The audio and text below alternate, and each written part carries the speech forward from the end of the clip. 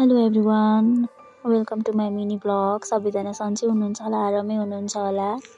मेरो दिनको सुरुवात हुन्छ मेरो सानो भाइलाई बोकेर, किनभने यो मेरो भदै हो। यसको चाहिँ मलाई धेरै माया लाग्छ अनि उसलाई छोडेर म चाहिँ दाउरा बोक्न जाँदैछु बुहारीसँग। अनि बुहारी चाहिँ दाउराको भारी लगाउँदैछु, म चाहिँ उसलाई जिस्काउँदै भिडियो बनाइदिँदैछु।